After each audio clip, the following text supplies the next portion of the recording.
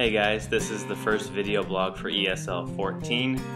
In these video blogs I'm going to review some of the things that I talked about in class, and I'm going to answer your questions that you give me via email. Today, simply going to review the four concepts we talked about in class. They were the present perfect, gerunds, subordination, and coordination. The present perfect is a verb tense that uses two words, an auxiliary verb, has or have, and then a past participle. The past participle is the hardest thing to remember because it's a pretty different form of the verb. On the website under ESL 14 resources, I've given you some websites that you can find some past participles if you don't know them already. Basically, the present perfect tense and aspect helps us talk about a recently completed action that we don't really care when it happened, or activities that began in the past and continue into the present. And we really use the present perfect in about 5 different cases. First, as I mentioned, is an unspecified time before now. Something happened and we don't care when it happened, but we care that it's done. For example, people have traveled to the moon.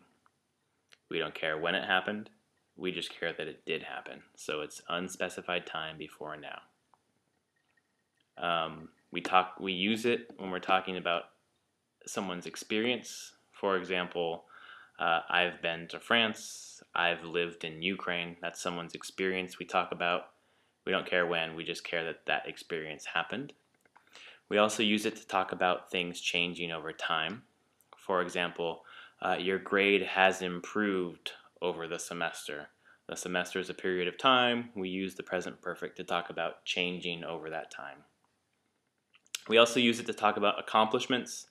Back to the moon. Man has walked on the moon. That's an accomplishment. I have completed my college education. That's an accomplishment. So we use the present perfect to talk about accomplishments as well. We also use it to talk about an uncompleted action that we are expecting to complete. For example, I have not finished my homework yet, but I assume that I will. So I have not finished my homework yet. This is something I expect I will complete. Also, we use it to talk about multiple actions at different times. For example, during the semester, I have given 4 quizzes. There's 4 quizzes, and it happens at different times throughout the semester. So we would use the present perfect to talk about that.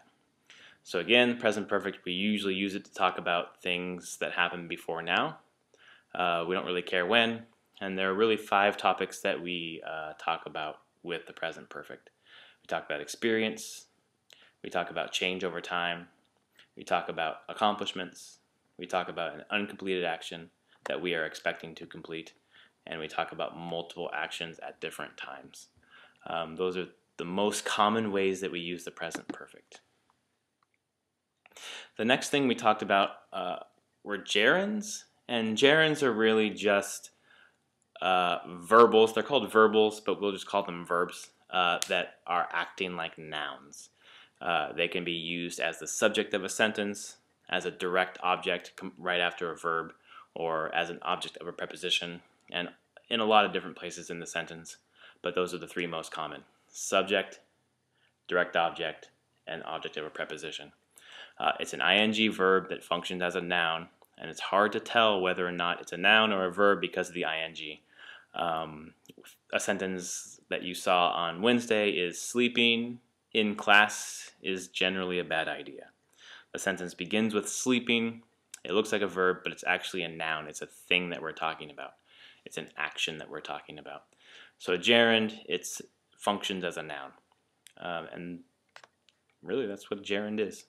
You could recognize it by the ing,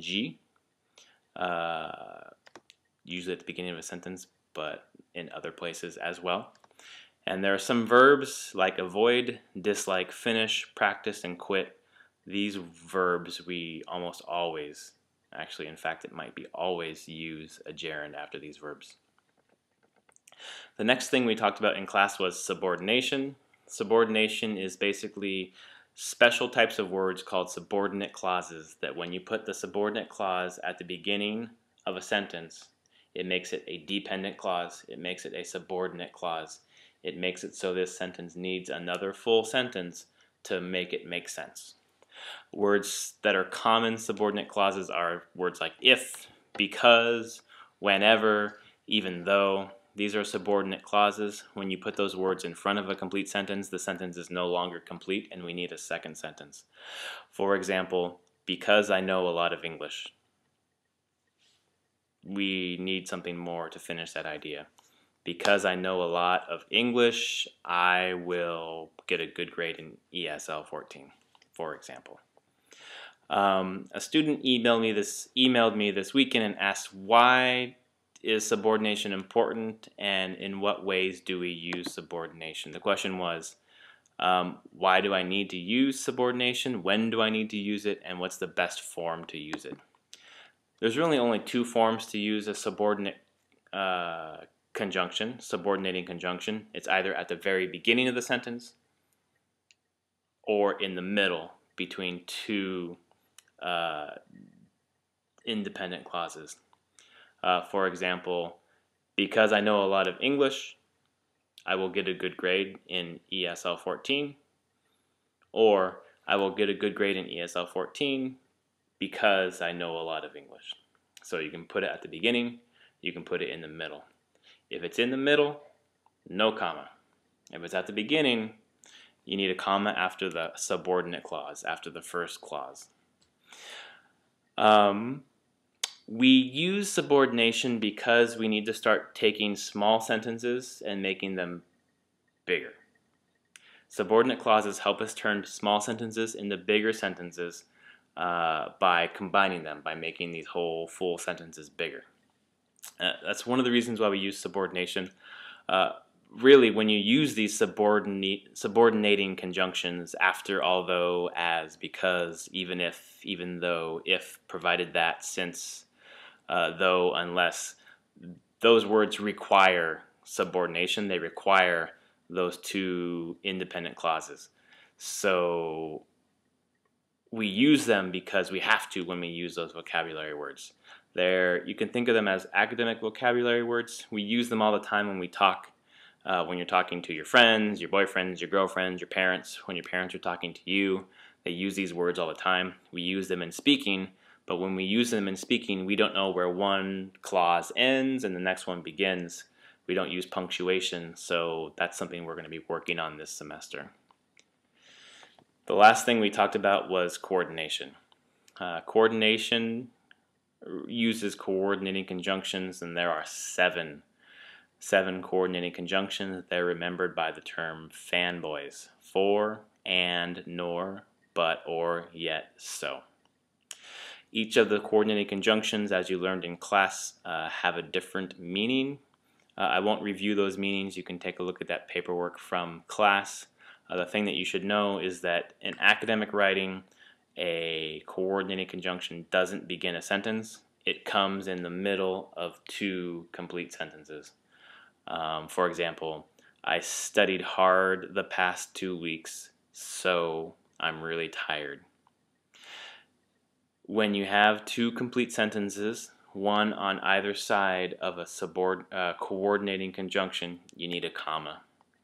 If you have one complete sentence and one incomplete sentence with a coordinating conjunction, no comma.